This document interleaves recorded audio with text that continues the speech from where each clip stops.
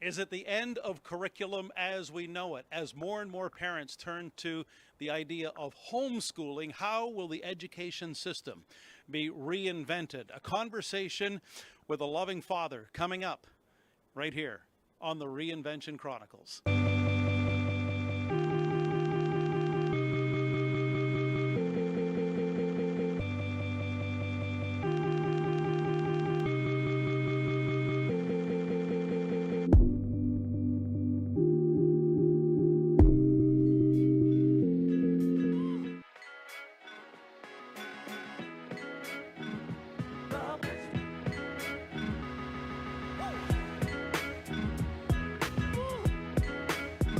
As promised, we are back with Dan Martell. He is a tech investor, he is angel investor, he is entrepreneur, he is a man all over North America and parts of the world advancing all kinds of different causes, but more than anything, the cause nearest and dearest to his heart is being the dad to Max and Noah.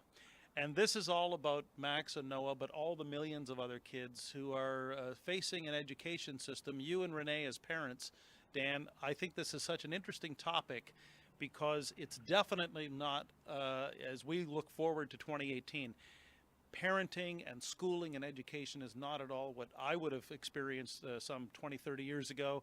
So I know you're part of a growing number of parents, you and Renee, who are going to definitely homeschool your kids. So let's start with that and potentially the end of formal education as we know it today. Yeah, I mean, so first off, I don't have anything with formal education, and the reason, let's be honest, I decided to homeschool because I wanted the freedom. Like, I'm not sitting here praising, like, you have to homeschool or else. I just was like, I want to travel the world, and and I guess a big part of it was just this realization one day that most people, including myself, probably spend more time deciding what car I want to buy and the features it should have and the options than I do on my kids' education. And I just thought that was weird. Like, why would I have a disproportionate amount of energy focus on things that aren't really that important in the grand scheme of things versus my kids' education? So I just then flipped it a bit and just went down the rabbit hole of kind of what does education look like in the modern age, and what should we think about in the future in a guy that comes from technology.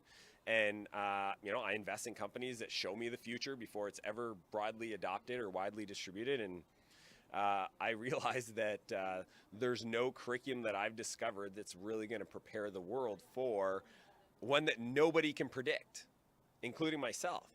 So that's a crazy claim, that if we don't know how these technologies are going to impact the world, how can I prepare somebody to be ready for that? Right, which historically is significant when you consider about 100 odd years ago, you go visit the Henry Ford Museum in Dearborn, Michigan, you can clearly see the education system of the day was built for the assembly line workers. The factory model of education was built for a reason, but what you're saying is we can't actually predict what the new factories, if there will ever be factories ever again. We literally do not know what the jobs will look like. We don't know what the skills will be required. We don't know what the technology infrastructure is going to be. So, like, how do you teach for that?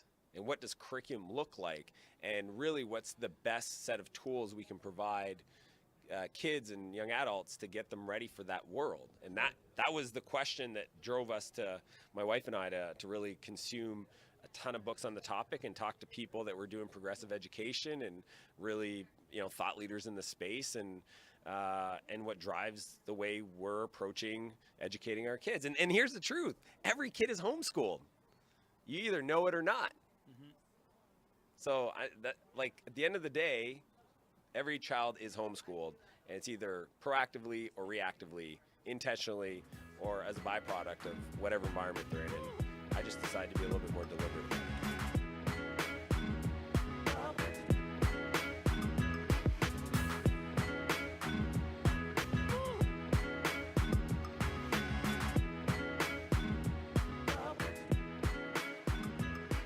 So using the examples of the mighty Max and the noble Noah, who are 5 and 4 years old? Yeah. Okay.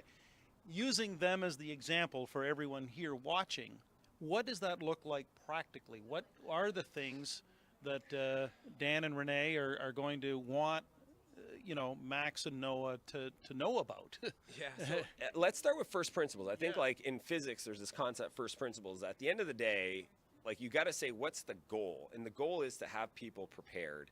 And if nobody knows what the future of the world looks like, or we can assume that technology advancements. So the problem is when you look at like back in the Industrial Revolution, like you could study a topic and know that in 35 years it'll still be somewhat relevant. The problem is today is that we don't know if it's 7 years, 4 years, 10 years. So if that's the assumption, then it's really this concept that Kevin Kelly, who's a futurist and a multiple-time New York Times bestselling author, talks about, the perpetual newbie. Like the only thing that we know is that you will always be retraining, right? And we've already seen it from kind of like the internet was a new thing that wasn't around when I was born. Many people, hear that they don't know a world without it. Then mobile, Apple and many other companies are starting with augmented reality, eventually virtual reality, automation, artificial intelligence, 3D printing. I mean, so the only thing I think that you can do is teach people how to learn, unlearn, relearn, and how they learn themselves. Because I think there's a difference between teaching people how to learn and going to the next level of saying, how do you learn? Right. And that's a different story. And then unlearn it and relearn. And already, because I've followed a little bit of your Facebook posts and whatnot, already you must be seeing from your perspective as someone who's been if there's anything about Dan Martell, by the way, that have connected us for many, many years, is that you have always been the eternal student from the day we met.